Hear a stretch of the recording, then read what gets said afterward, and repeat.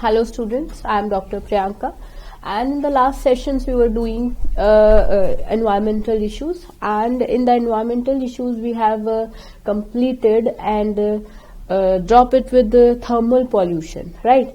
Thermal pollution में हम लोगों ने बहुत सारी चीजें डिस्कस करिया, बहुत सारी चीजें जिसमें हम लोगों ने इंटीग्रेटेड वेस्ट वाटर ट्रीटमेंट की बात करी। अब हम लोग बच्चे बात करने वाले हैं इकोलॉजिकल सैनिटेशन की। अभी अगर मैंने इकोलॉजिकल सैनिटेशन बोला तो इकोलॉजिकल सैनिटेशन से आप लोग क्या समझते हैं? Ecological sanitation is a sustainable system, right? So let us start with ecological sanitation. So chapter 16, that is environmental issues. Environmental issues में हम लोग आज अब बात करेंगे इकोलॉजिकल सैनिटेशन. इकोलॉजिकल सैनिटेशन में बच्चे हम लोग बात करेंगे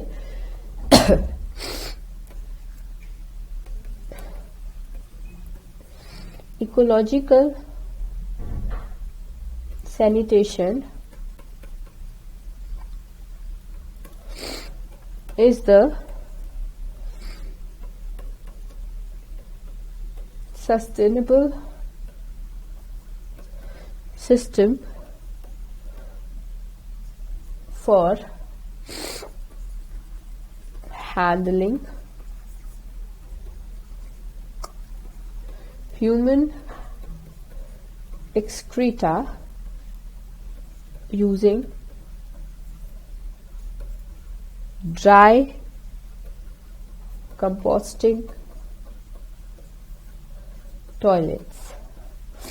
आपने देखा होगा कि ड्राई टॉयलेट्स बड़े बड़े लगा देते हैं और उनसे ह्यूमन को एक्सक्रीटा को वेस्ट करते हैं, ठीक है? द ह्यूमन एक्सक्रीटा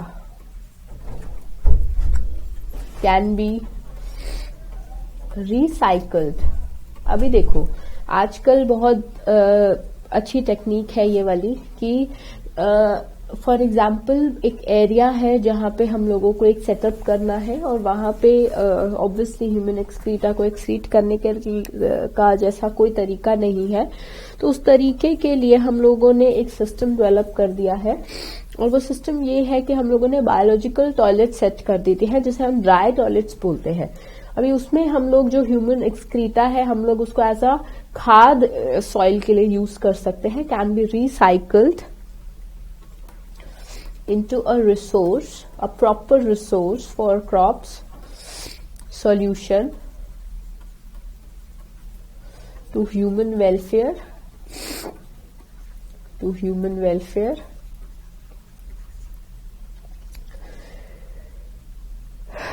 अभी देखो अभी इसमें हम लोग सॉल्यूशन तो पक्का डाल रहे हैं, ठीक है, which can be it for human welfare as it reduces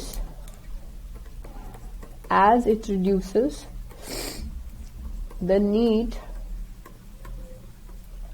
of chemical fertilizers. Chemical fertilizers की जो need है that will it reduce that need of chemical fertilizers, right? तो केमिकल फर्टिलाइजर्स की need it had come up with, ठीक है. अब हम लोगों का नेक्स्ट है it is a practical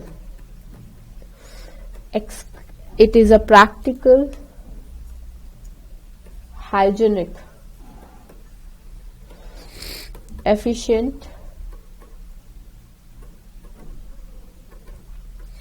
you can say cost effective solution to human waste disposal. सो जगह जगह आजकल तो मूवीज भी बनने लग गई हैं इन चीजों पे, लाइक जैसे अभी मूवी रिलीज हुई थी अक्षय कुमार की toilet. So what the message is, it is bringing? It is bringing the social message that the human excreta has a vast variety. ठीक है, अभी जो ह्यूमन का एक्सक्रीटा है उसको जगह जगह, ठीक है, उसको सॉइल में ऐसे नहीं जाएगा. It has to be thoroughly recycled by, चाहे वो यूरिनेटिंग हो गया, यूरिनेशन हो गया, या फिर आप उसको ये कह लो सिंपल एंड प्रैक्टिकल वे में, या वो फीटल वेस्ट हो गया, राइट, या फिर आप उसको स्टेपुलेटेड स्टूल वेस्ट कह लो.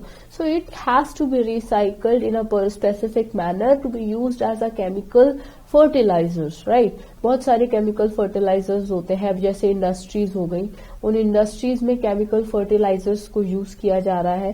ठीक है, उन केमिकल फर्टिलाइजर्स का यूज करने का क्या मतलब है? उनका यूज करने का एक एंड एकलौता मकसद ये है टू रीयूज इट्स यूज, उसको दोबारा यूज करना in a specific and a beneficial purpose, right. इनको ये जो टॉयलेट्स, ये जो इकोलॉजिकल सैनिटेशन, या जो हम लोगों ने ड्राई टॉयलेट्स के नाम पे हम लोगों ने ये सरकार ने शुरू किया, ये वेरी इंपॉर्टेंट है और बहुत ज्यादा यू कैन से प्रोग्रेस हुई इसकी. क्यों? क्योंकि इनको इको टॉयलेट्स के नाम से प्रचारित किया गया, पॉपुलराइज्ड किया गया. क्योंकि ऑब्वियसली ना कोई ऐसा प्रॉपर सेटअप कि भाई इको वेस्ट है कहाँ जाएगा. डब्बे आप लोगों ने देखा होगा कि जब कोई एरिया में डब्बे लगे हुए हैं बड़े बड़े, और उनमें डब्बों में आप जा रहे हैं and you are excreting out your waste products, so उनके बाद वो डब्बों में वो सारा कलेक्ट किया जाता है और उसको रिसाइकल किया जाता है to perform the chemical fertilisers. अभी उनको आप ऑर्गेनिक फर्टिलाइजर ही तैयार कर रहे हैं तो need of chemical fertilisers will be removed and will be dispose. So presently they are popularized as eco saints. eco saints के नाम से, या you can say, और eco toilets के नाम से they are popularized. 2 मार्क्स में क्वेश्चन आ जाता है सीबीएसई में सीधा और डायरेक्ट क्वेश्चन पूछेगा वो कि इको टॉयलेट्स या इको सिंक्स के बारे में बताओ. So you have to give a proper gesture कि क्या है, ड्राई एंड कंपोजिट है, ठीक है, और इसका सबसे ज्यादा यूज वर्किंग इन, हम लोगों में तो इतना नहीं है, हम लोगों में तो वो करेंटली नहीं है, बट वर्किंग इन केरला में सबसे ज्यादा यूज हो रहा है, एंड श्रीलंका, केरला एंड श्रीलंका में इसका सबसे ज्यादा use, present use for human solution welfare के उस पे हो रहा है. So we have done with the eco sanitations, the topic of NCERT. Now let us start with solids waste. अगर मैं सॉलिड वेस्ट की बात करूं तो सॉलिड वेस्ट क्या है? अभी तक हम लोगों ने पर्टिकुलेटेड मैटर, चाहे वो किसी भी फॉर्म में हो, चाहे वो लिक्विड स्लरी फॉर्म में हो, चाहे वो आपका पूरा मेटल फॉर्म में हो, या पार्टिकुलेटेड फॉर्म में हो, चाहे वो गैसियस फॉर्म में हो लाइक इन एयर पॉल्यूशन, चाहे वो अब आपका नॉइज पॉल्यूशन हो, साउंड डिस्टर्बेंस वेव्स हो, कोई भी हो, हम लोगों ने उसको अभी डिस्कस किया. अभी हम लोग सिर्फ उन चीजों के बारे में पढ़ेंगे जो कि एक सॉलिड तरीके से हम लोग जिनको यूटिलाइज प्रॉपर जुडिशियली, या उनको हम लोग डिस्पोज प्रॉपर जुडिशियली नहीं कर पा रहे हैं. अब बहुत सारी चीजें हो गई, like first of one of the most important example is plastic. ठीक है, अभी प्लास्टिक का कुछ ऐसा सीन है कि प्लास्टिक शुरू या इन्वेंट तो इस वजह से हुआ था कि ऑब्वियसली ये जितना भी आप हम लोगों का it is the one of the part of our life. Human beings have part of the life is plastic. ठीक है, प्लास्टिक में क्या है, आप मार्केट जा रहे हो, कभी भी कहीं पे भी जा रहे हो, plastics are the real need. ठीक है, सो तभी, क्योंकि एक तो चीप होती है बहुत ज्यादा, प्लास्टिक का कितना होगा, और जो इसका केमिकल इन्वॉल्व होता है जो इसमें, वो प्लास्टिक वो बहुत ज्यादा, जैसे प्लास्टीन नाम का केमिकल होता है जिसमें इथिलीन, आपने मोनोमर पढ़ा होगा केमिस्ट्री में, वो यूज होता है, तो बहुत ज्यादा चीप होता है, बहुत ज्यादा चीप प्रोसेस है प्लास्टिक को बनाने का. इसीलिए एक्सेसिव यूज जो आज की डेट में हम लोग कर रहे हैं. बट आजकल जैसे है कि प्लास्टिक बैन है, बट अगर फिर भी हम लोग यूज कर रहे हैं, so we are the dumbest people. Because plastic क्यों बैन किया गया? क्योंकि plastic can not be, plastic is not a biodegradable waste. What do you understand by the term biodegradable? अब biodegradable का मतलब है चाहे आप उसको कितना भी गलाने, अगर आप उसको गलाने की कोशिश करेंगे तो ना वो गलने वाली है, अगर आप उसको जलाने की कोशिश करेंगे तो that will create air pollution because of the due to the heavy toxic involve, ठीक है। अगर आप उसको डंप करने की कोशिश करेंगे तो वो मेरीन लाइफ को उल्टा, अगर आप उसको सॉइल में गाड़ेंगे तो वो गलेगी भी नहीं, ना वो सड़ेगी, ना कुछ होगा, वो वैसा का वैसा रहेगा, even create a havoc in the soil fertility, soil fertility बिल्कुल डिक्रीज हो जाएगी ड्यू। उसके बाद उसको डंप भी नहीं कर सकते, जिस चीज को आप जला भी नहीं कर सकते। बस ये चीज कर सकते हो कि जितना प्लास्टिक प्रेजेंट है आप उसको रिसाइकल कर सकते हो और प्लास्टिक नहीं बना सकते। That will be the need of an hour और a step should be taken, क्योंकि अगर हम लोगों ने ये स्टेप छोटा सा नहीं लिया the ultimate results will create a havoc.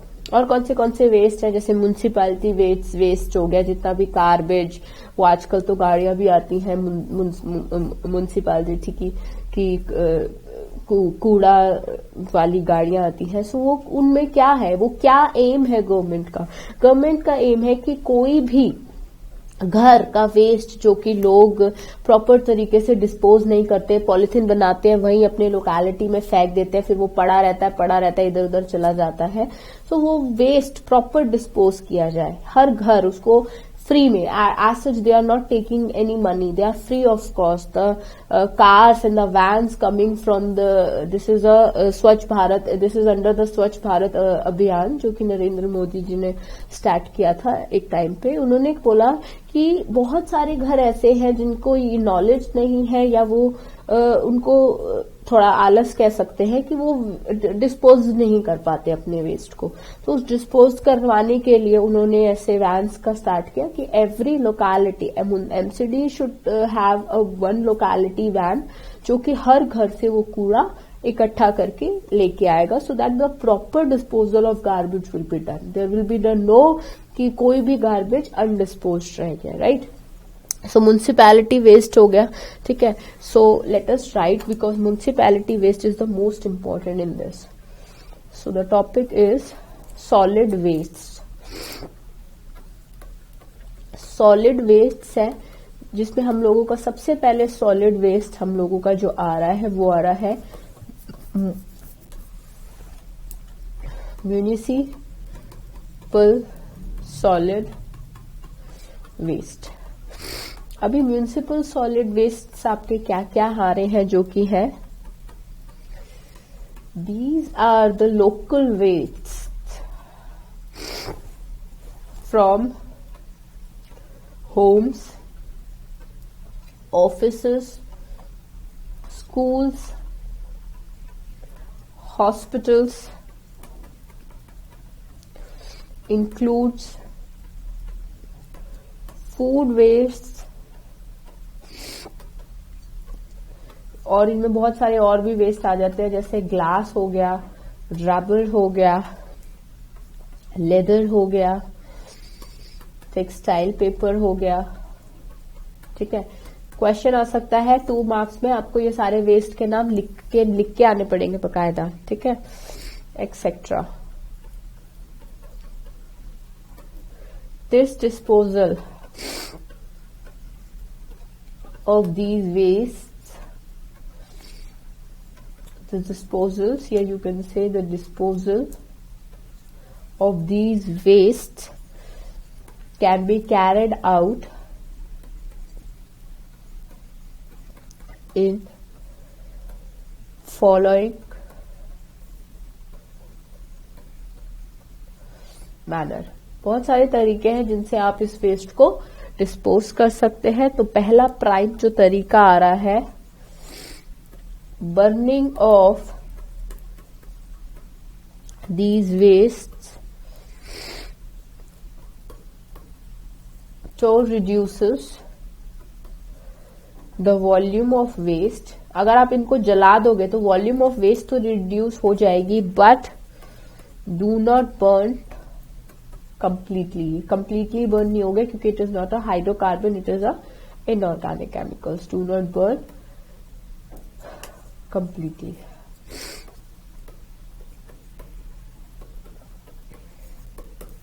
Right. दूसरे की बात करूं तो मैं इसको आप ऐसे ही डम नहीं कर सकते हो। Open dumbing of these wastes creates breeding ground for rats, flies। इनके अंदर रैट्स आ जाए, फ्लाइज आ जाए, घर बना ले अपना, राइट। इसके बाद फिर डिग करने की स्पेस मिल जाती है ऐसे इंसेक्ट्स को, ऐसे रोडेंट्स को। That will be dangerous for the people living in a certain locality. In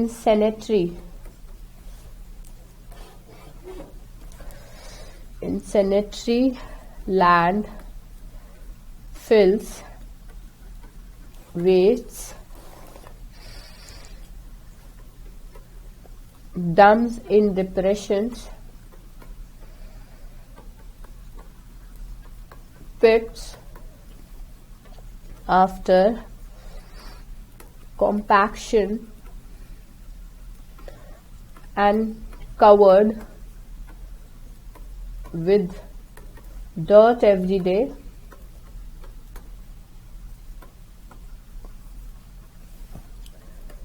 however, landfilling is not a solution because it will create soil pollution, water pollution in regards with air pollution, because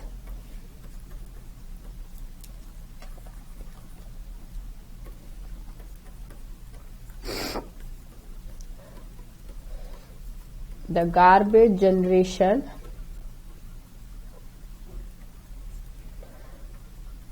has increased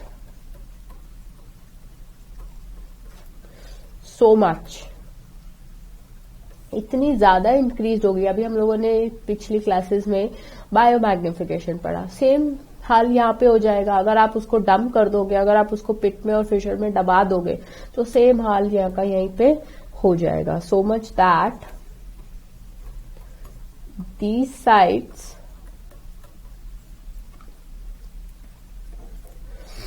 are getting filled too। दूसरा,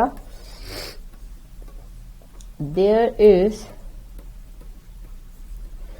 danger of seepage of chemicals। Seepage, that means accumulation, seepage of chemicals from these landfills, polluting the underground water resources, right. तीसरा जो कि very very important है, very very important है, that these wastes can be sorted out into following 3 types। 3 तरीकों से you can dump it, you can dispose them। पहला तरीका very very very important, पहला तरीका रिसाइकल, recyclable।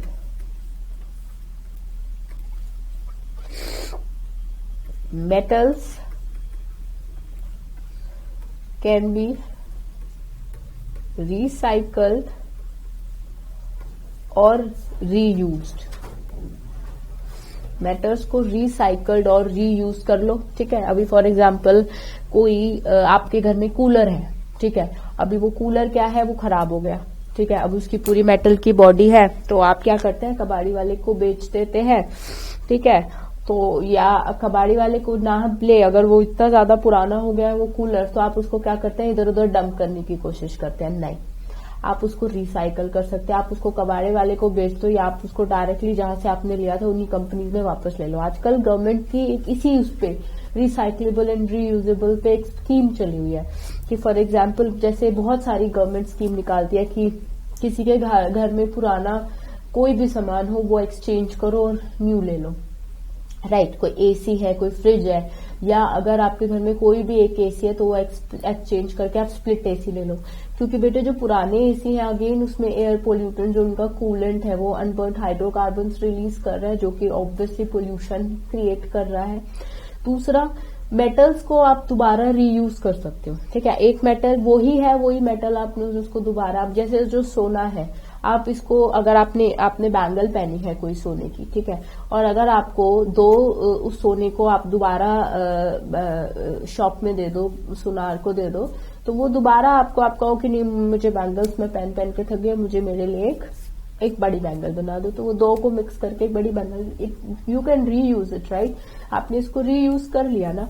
तो ऐसे ही मेटल्स को मोस्टली कूलर हो गया, एसी हो गया, आपका ओवन हो गया, फ्रिज हो गया, इवन कार आपके ऐसे रिसाइकल्ड और रीयूज्ड हो सकते हैं इन अ मोर एप्रोप्रिएट है ना। वो उनको गला के कहीं रीयूज और रिसाइकल्ड कर सकते हैं। नेक्स्ट आ जाएगा आपके पास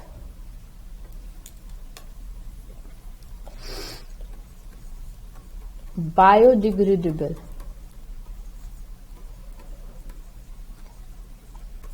बायोडिग्रेडेबल इसमें आपका आ जाएगा बेटे materials can be put into deep pits in the ground for their natural breakdown। Natural breakdown के लिए आपने उसको जमीन में डंप कर दिया ताकि वो नेचुरल ब्रेकडाउन उसका हो जाए, ठीक है। नेक्स्ट आ रहा है आपका नॉन बायोडिग्रेडेबल। नॉन बायोडिग्रेडेबल इसमें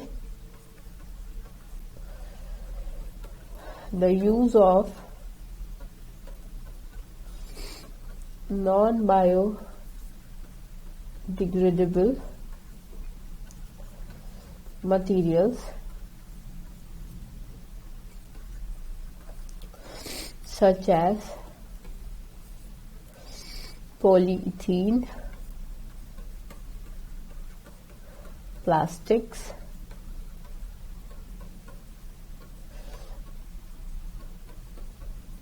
which is mixed with very important, इसका नाम याद रखना है बिटुमन इज अ मेटल, ठीक है। Bitumen and is used to ले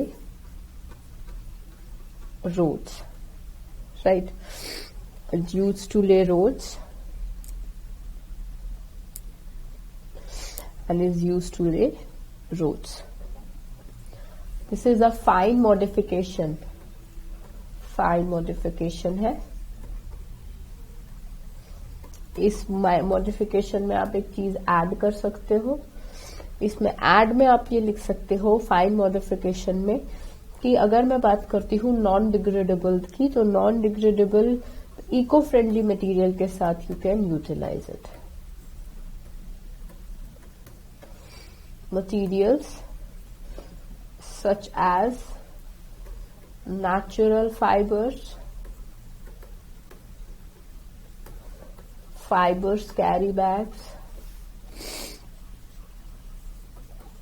fiber carry bags can be reused or recycled। आप फाइबर इनको रीयूज और रिसाइकल इन अ वे कर सकते हो, ठीक है। अच्छा, अब एक सवाल आता है कि remedy for plastic wastes. Plastic waste के लिए कौन सी रेमेडी है? एक तो अभी बताया कि प्लास्टिक का फाइन मॉडिफिकेशन ये है कि आप उसको पॉली ब्लेंड कर दो। पॉली ब्लेंड का मतलब है बिटमन में यूज कर लो। बिटमन में यूज करने के बाद क्या होगा, वो ऑटोमेटिकली एक फाइन सी लिक्विड सब्सटेंस में टूट जाएगा, और जैसे ही वो एक लिक्विड सब्सटेंस में हो जाएगा, you can use it in laying the roads, and it is the most it is as a good road layer in all the times। ठीक है, इसीलिए प्लास्टिक को उसमें भी यूज कर सकते हैं। और कैसे यूज कर सकते हैं हम लोग, प्लास्टिक को पॉली ब्लेंड कर सकते हैं। Poly blends of plastic and bitumen. Bitumen enhance the bitumen's water repellent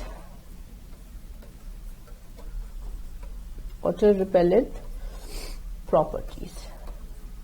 बिटमेन की वाटर रिपेलेंट प्रॉपर्टीज को एनहांस करता है polyblend of bitumen and plastic. ठीक है, next, Khan now offers ₹6 per kg. This has created by Ahmed Khan. Ahmed Khan ने ये technique use करी है। ठीक है, and now he is offering 6 per kg against earlier वो बेचता था, अर्लियर प्राइसेस जो थे उसके बेटे वो थे 0.40 per kg plastics to the rack picker।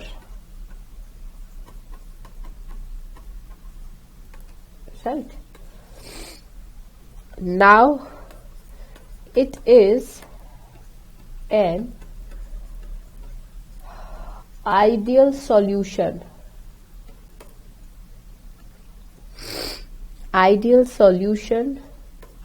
to ever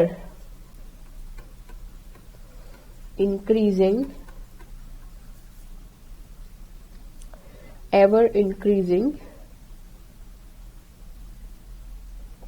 problem of plastic waste. ठीक है, सो ये तो हो गया प्लास्टिक वेस्ट, म्युनिसिपल वेस्ट हो गया। Now next talk with hospital waste. Sterilisation is the only technique in hospitals. ठीक है, अभी हॉस्पिटल्स में क्या है, स्टेरिलाइजेशन वाली टेक्निक ही आप यूज करेंगे for good and better results.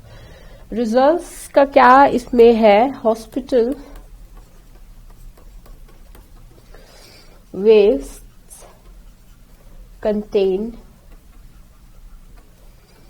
many harmful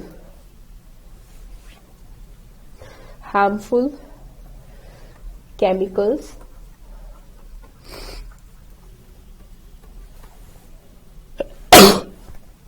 and pathogenic microorganisms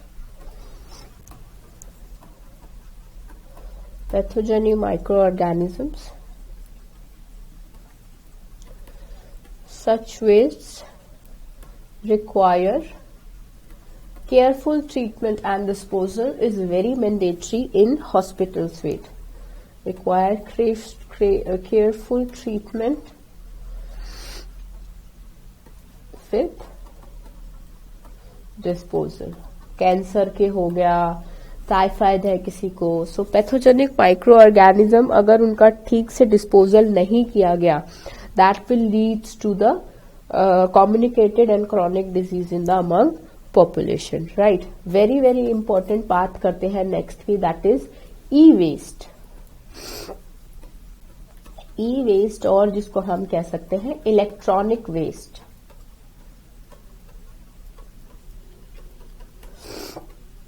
E waste और इलेक्ट्रॉनिक वेस्ट। अभी अगर मैं ई वेस्ट की बात करूं तो वेरी वेरी इंपॉर्टेंट है, 3 मार्क्स का क्वेश्चन आ सकता है इस पे।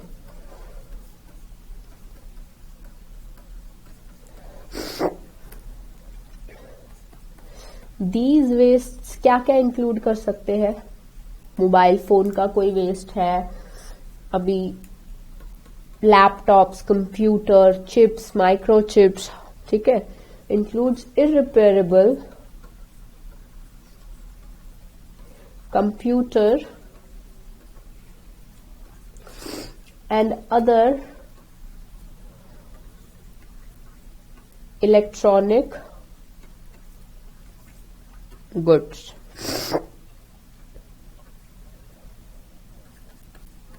E-wastes are buried in landfills. Landfills में इनको buried कर दिया जाता है, और incinerated.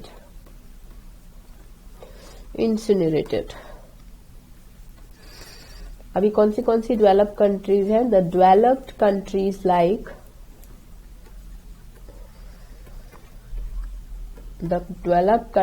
लाइक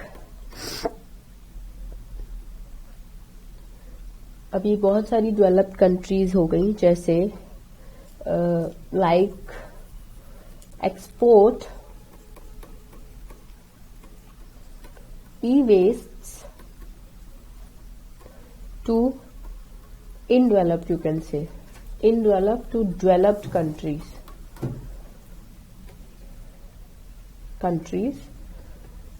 like चाइना हो गई, जापान हो गई, जापान, चाइना, इंडोनेशिया भी कह सकते हो, ठीक है। So these are the country जहां पे इनको भेजा जाता है, ई वेस्ट को भेजा जाता है फॉर रिसाइकल्स। अगर हम लोगों के पास प्रॉपर, अभी जैसे जापान है, जैसे चाइना है, सबसे ज्यादा चाइनीज माल चाइना से आता है। क्यों? क्योंकि चाइना से बहुत भारी amount of her country export करता है, और वो उसको रिसाइकल, रीयूज करके कुछ ना कुछ और प्रोडक्ट बना देता है। फिर वो सामान जो भी उनका जल्दी खराब हो जाता है, वो वापस वहीं चला जाता है। So China is the biggest exporter, ठीक है, इन दिस, की इलेक्ट्रॉनिक गुड्स का चाइनीज माल आ रहा है या जापानीज है। Most of the electronic goods are synthesised and produced in these countries like developed and undeveloped. और जितना भी इनका वेस्ट है, ये सारा वो इन डेवलप्ड कंट्रीज उनको एक्सपोर्ट करती हैं। और जैसे ही वो उनको एक्सपोर्ट करती हैं, the material, every material of the e-waste, like which cannot be dumped, which cannot be recycled in their own countries, they have to export। और फिर उनको वो एक तरह से दिस इज अ ट्रेड, ठीक है। अभी क्या होता है, जो कंट्रीज इलेक्ट्रॉनिक वेस्ट का एक्सपोर्ट नहीं करती, इन डेवलपिंग कंट्रीज जो इलेक्ट्रॉनिक गुड्स का एक्सपोर्ट नहीं करती, they are more in non profit, right, they are not in profit, they are more in a harm का क्या मतलब है कि obviously the waste is causing some और the other way the disease causing environment to the people in living in the specific area, ठीक है। अभी अगर डंप गार्बेज में आप इलेक्ट्रॉनिक वेस्ट डाल दोगे, the population will suffer from certain diseases. What will be the health of the children, what will the health of the animal, bird, marine life, or the certain population of the people, so they have to export it। उनको वो जैसे कबाड़ी वाले में आपका एक सामान फालतू हो जाता है, तो आपको वो देना ही पड़ता है, चाहे आप उसको फ्री में ही देना पड़े, तो आप उसको देना ही पड़ता है, बिकॉज जब तक आप वो दोगे नहीं, आपका स्पेस खाली नहीं होगा, आप उसका कोई और सामान नहीं ला सकते। So in this way electronic waste has to be remove from one country, and the in developed country expose these waste from to the developed countries. उनको डेवलप्ड कंट्रीज में भेज देती है, ठीक है, where metals like copper, iron,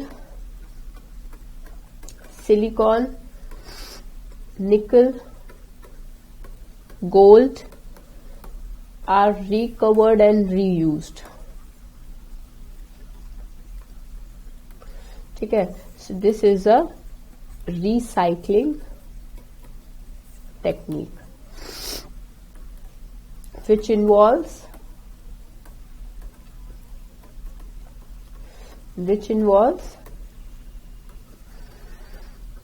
manual processes thus exposing workers to toxic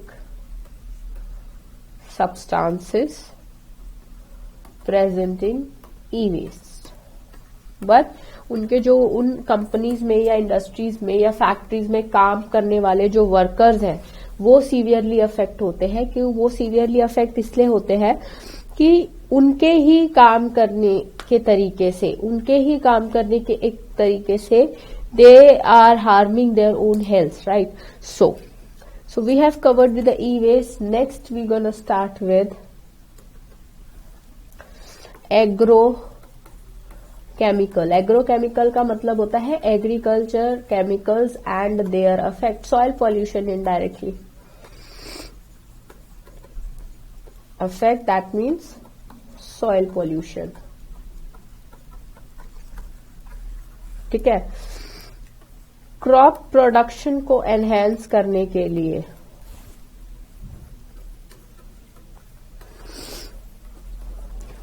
to enhance crop production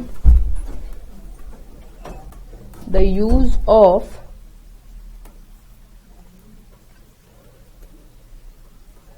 agrochemicals like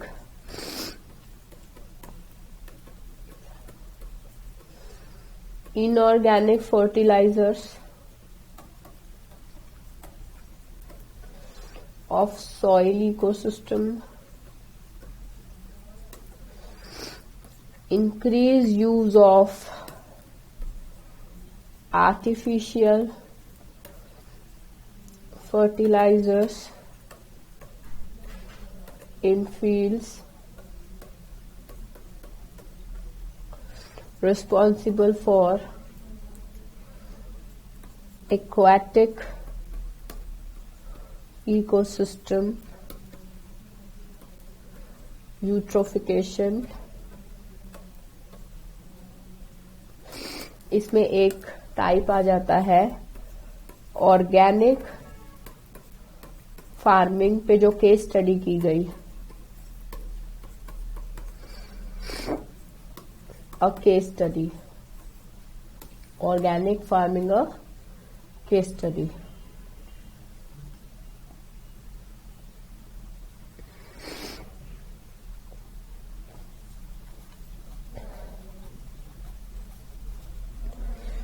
ठीक है। ऐसे ही Ramesh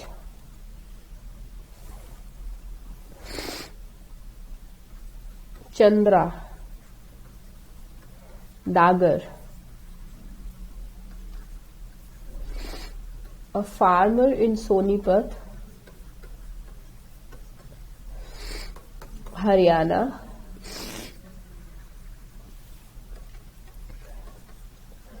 is practicing organic farming in zero waste production procedure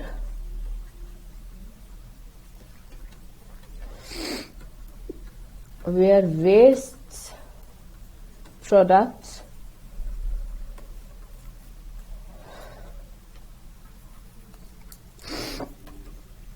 from one process are cycled in as nutrients of other process, right। ऐसे ही हम लोग अब next बात करेंगे radio active wastes. ठीक है। तो इसमें हम लोग बात करते हैं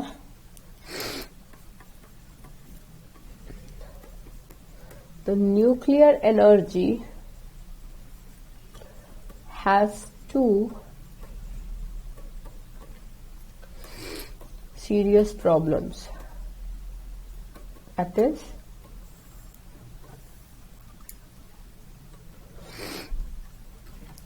accidental leakage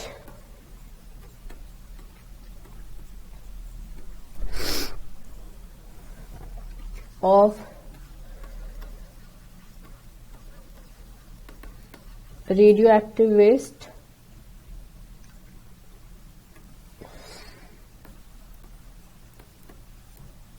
दूसरा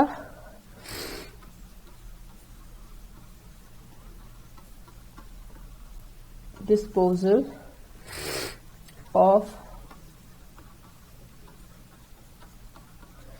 radioactive wastes.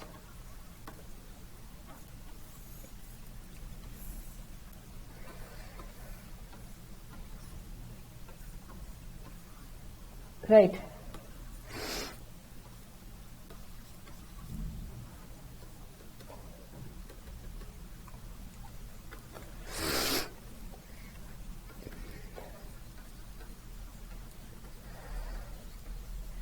Radiations from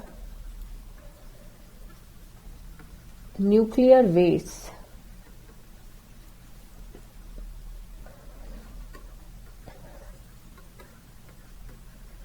is extremely damaging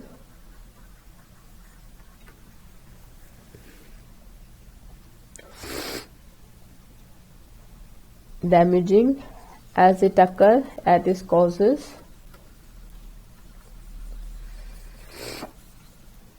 mutations.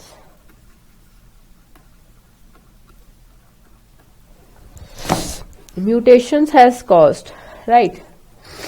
Thus, mutations in genes. Thus, nuclear waste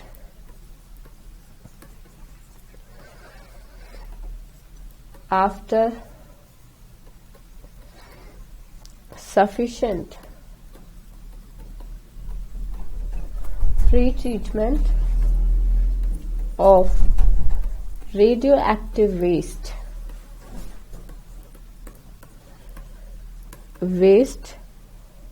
is at utmost caution. It is very cautiously maintained that it has to be. It has to be disposed in appropriate manner. Right. Next, we're going to discuss with greenhouse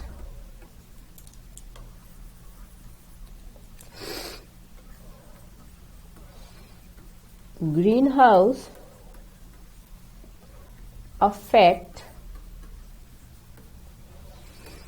and global warming. सबसे पहले तो we'll gonna measure a graph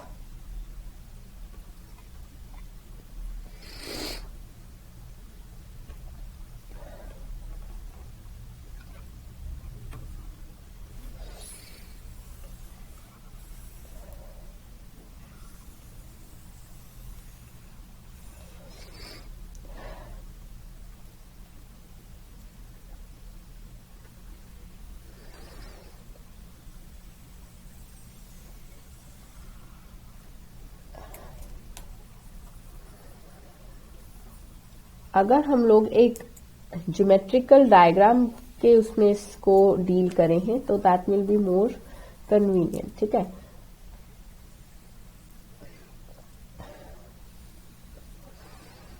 this is a graph. ठीक है. That means 60% of carbon dioxide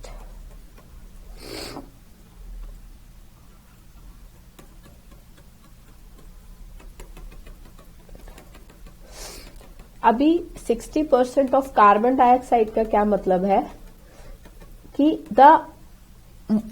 सबसे ज्यादा amount में हमारे environment में is carbon dioxide. Carbon dioxide हम लोगों के लिए यूजफुल भी है कि अगर ये ना हुई so the level will not be maintained. ठीक है.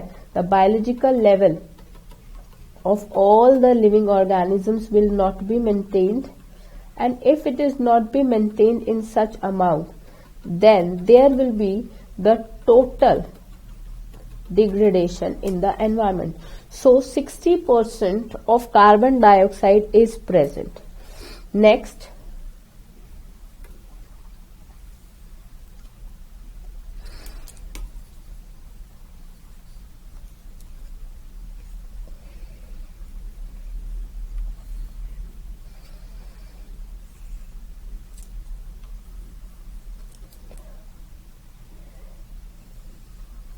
%60 is carbon.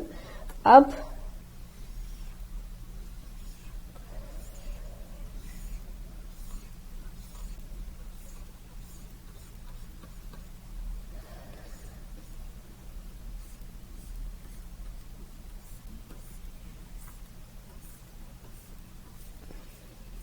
ठीक है, बाकी जो है हमारे पास that is 20% of methane.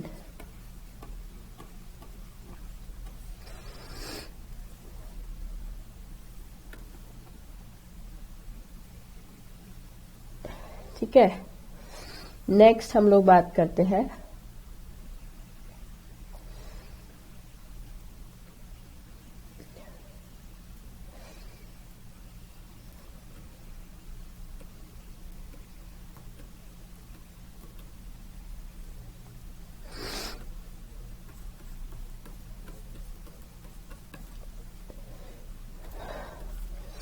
20% is CFC and 14% is CFC and 6% is N2O.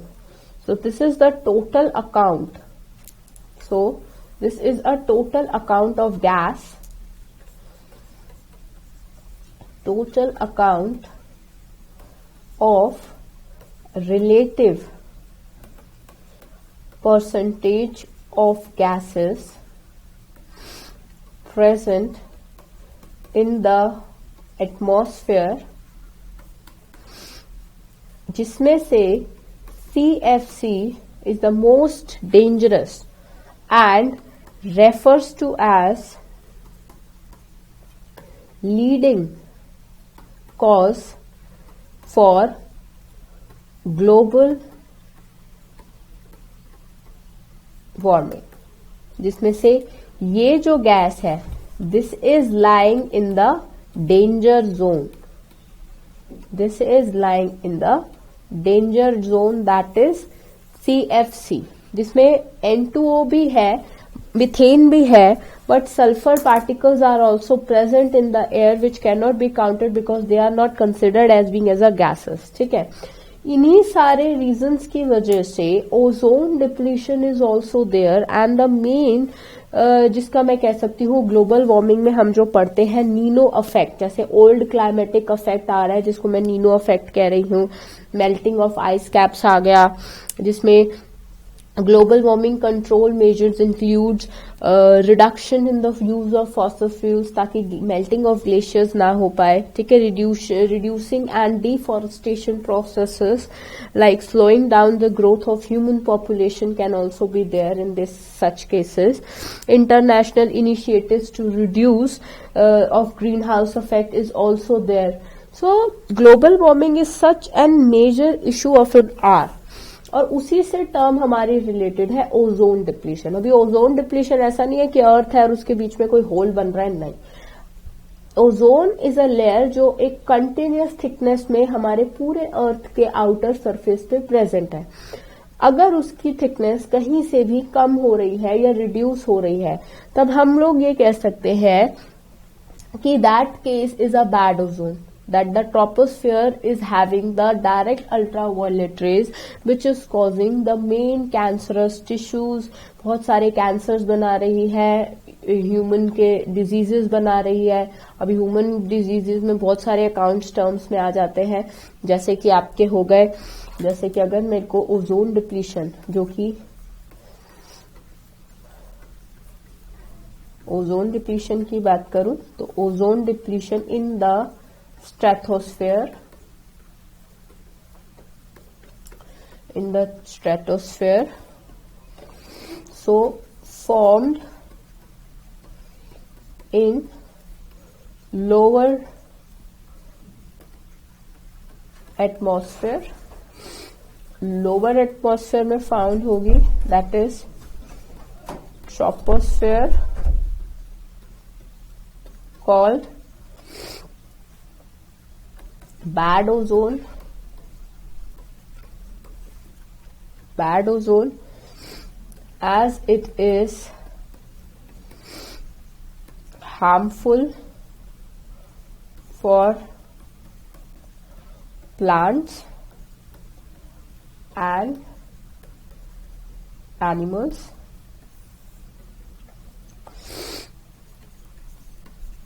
Ozone found in upper part of atmosphere, that is stratosphere, is considered to be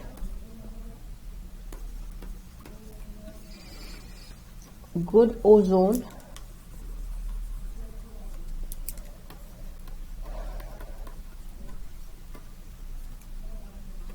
Good ozone because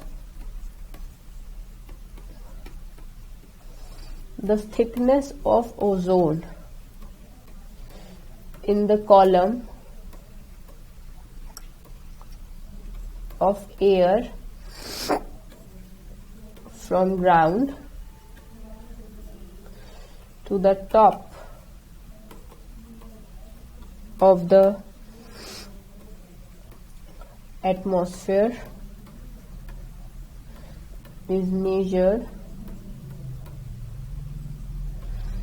in terms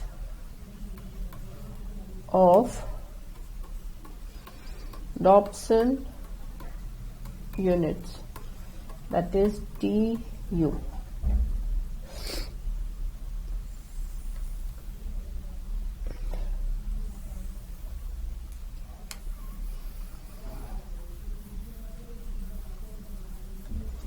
जैसे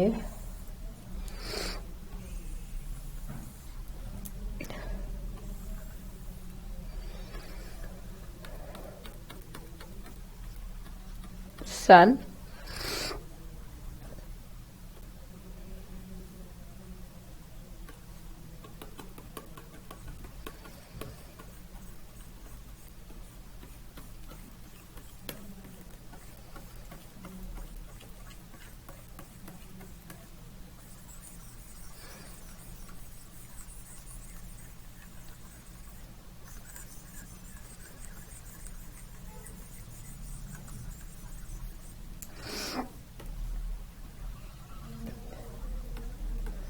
green house gases,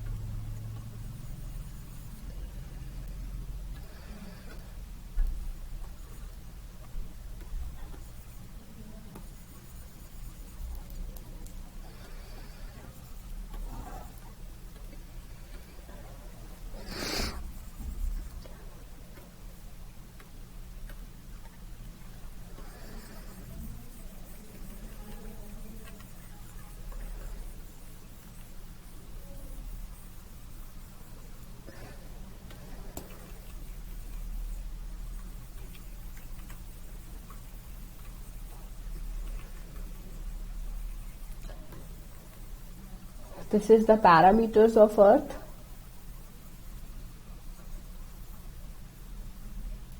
Right, जिसमें मैं ये बता रही हूं कि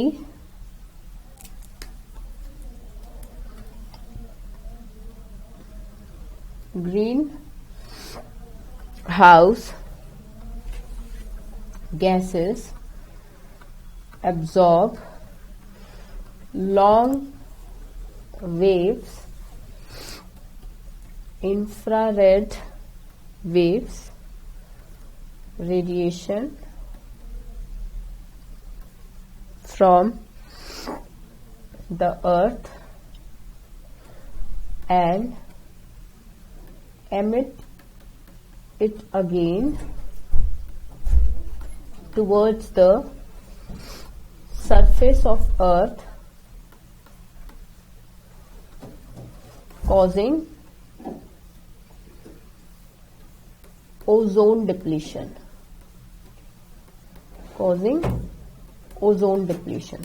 So ozone is depleted in this form. So therefore the whole system, ठीक है, पूरा जो रेडिएशंस मिल रही है, बेसिकली पूरी रेडिएशंस जो कि अंदर से बाहर और बाहर से अंदर वापस इनबुल्ट होके जा रही है, ठीक है, that will create the thickness, इसका सिकुड़ना, ठीक है, ओजोन का सिकुड़ना एट वन एंड, जैसे ये यहां से सिकुड़ रही है, द थिकनेस, यहाँ की एक थिकनेस है, यहाँ की एक थिकनेस है, यहाँ की एक थिकनेस है, विच विल बी यूनिफॉर्म। मगर अगर वो थिकनेस किसी भी वजह से यहाँ पे आकर डिक्रीज कर गई या यहाँ पे आकर डिक्रीज कर गई, ठीक है, तो उस सर्टेन एरिया से ये जो सनलाइट की रेज है ये इजीली एक्सेस करके अर्थ के अंदर आ पाएंगी, और जब ये इजीली एक्सेसिबल होंगी towards in the earth, that will create a huge system जो कि हम लोगों के लिए बहुत ज्यादा हार्मफुल है, because the direct sun rays, जिसको अल्ट्रा वायलेट रेज कहते हैं, that are very harmful for us. We can not, मतलब ये कह सकते हैं कि ozone is like a shield, कि जो अल्ट्रा वायलेट रेज है वो उधर से छन के छलनी की तरह छन के आती है, ठीक है, ये नहीं कि एकदम ब्लास्ट आ गया, नहीं, छन के आती है। और अगर ओजोन ही थिन हो जाएगी the intensity of ultra violet rays will be increase, और अगर इंटेंसिटी अल्ट्रा वायलेट रेज की इंक्रीज कर गई in any of such cases, then what will happen, it will create a huge disaster then all the balance in the earth. पानी सूख जाएगा, pollution तो देखी जाएगी, but the balance of the ecosystem will be disbalance and this equilibrium. So we have to protect it by minimizing the use of CFCs and the gases which are using with the auto vehicles or the whatever the electronic goods which are using the incomplete combustion of hydrocarbons or inorganic carbons which are responsible for releasing CFC gases in the atmosphere, which results in the ozone depletion. We have to minimize such. जैसे कि हम लोगों का refrigerator coolant हो गया, ठीक है, उसके बाद हम लोगों का जो पोल्यूशन चेक आजकल गवर्नमेंट ने स्टार्ट किया हुआ है, उसके पहले सल्फर पार्टिकल्स, छोटे छोटे सल्फर पार्टिकल्स निकलते हैं जो कि heat of the atmosphere increase कर देते हैं. जैसे ही heat of the atmosphere increase होती है, ultimately the ozone will be thin, ठीक है, और जैसे ही ओजोन सिकुड़ती चली जाती है वैसे ही अल्ट्रा वायलेट रेज की इंटेंसिटी अर्थ में ज्यादा आ जाएगी. That will leads to the further problems. ठीक है, कार्सिनोजन का सबसे ज्यादा मेन इफेक्ट होता है ozone depletion. So hairs the chapter is completed. We are left with the monotrial traits of the chapter. ठीक है, monotrial traits of the chapter in the supplement part. Okay, इस chapter का CBSE ने मोनोट्रियल protocol अलग बताया हुआ है, जो कि उन्होंने last of the supplementary part में बता रखा है, और the deforestation part, right. So here the chapter is completed. So in this chapter the most important is the DTT water pollution, जो कि हम लोगों ने आज किया. डीटीटी वाटर पोल्यूशन का हम लोगों ने जो ग्राफ बनाया और बायोमैग्निफिकेशन और यूट्रोफिकेशन पढ़ा, that is more important. So just maximum to maximum question इस पे आते हैं, क्योंकि ये एक थ्योरी चैप्टर है और ये थ्योरी चैप्टर होने के साथ साथ एक इम्पॉर्टेंट वेटेज रखता है सीबीएसई में. So learn all the previous year questions जो कि आ चुके हैं बोर्ड में, रिपीट हो चुके हैं, and keep revising. All the best. Thank you.